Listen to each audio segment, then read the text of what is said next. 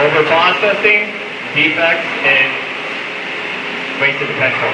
I was going to skip the D, but that's all right. Hey. All right. Here we go. All right, so we start with transportation. So besides the fact I brought everyone over here on third shift because we have boxes all over from raw parts to finished parts, so we have every opportunity to send the wrong parts to our customer again. That's what we're looking at. So the best part about the transportation is they're bringing the parts all the way from that side of the press, walking them over back onto the other side of the press, okay? So they're transporting the parts and wasting the transportation, okay? We're going to fix that. I talked to Alex about it today, too, so. All right, excess inventory. When we order stuff that we don't need, we can see that we have that inventory. That inventory is before 98, I guarantee it. It's probably about 1994, 95 time range. So obviously I'd say it's a little bit of excess inventory that we have up front. All right? So then we got wasted motion. So it's such a cluster in my drawers that I have to pick the folder out, and then I have to go through the whole motion and go through everything to find what I need, okay? So I got a lot of wasted motion that I'm going to fix. All right, another wasted motion. Leslie makes me walk all the way down to her office to get candy. So I waste my motion all the time. So I got to get a candy bowl at my office, all right? All right, so waiting time.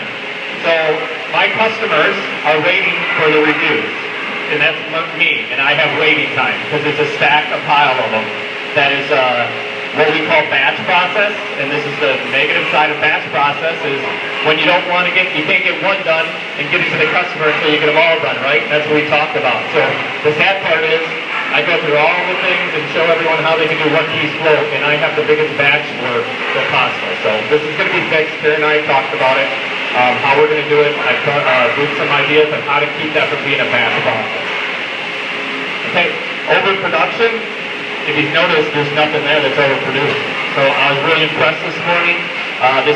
Right at about, it was about 4:15 in the morning, the one press was down to like 0.5 hours, and I thought for sure when I came in, it was going to be overproduced, but they didn't. So they did a good job. So we didn't have any overproduction. So it was an excellent job this morning.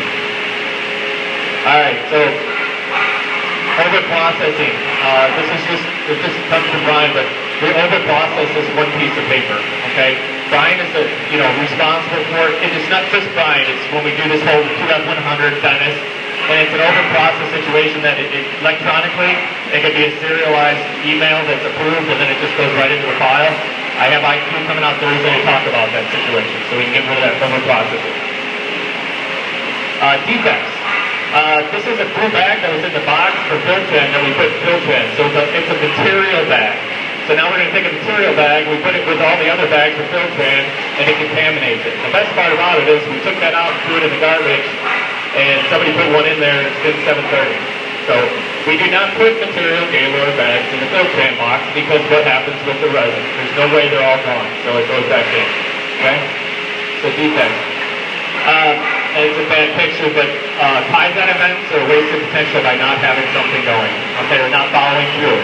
And I'll be the first one to tell you that. So all the Kaizen events are a great opportunity to get stuff done if we're not using them the way we should. So, okay? All right. I don't know who's got to put this next.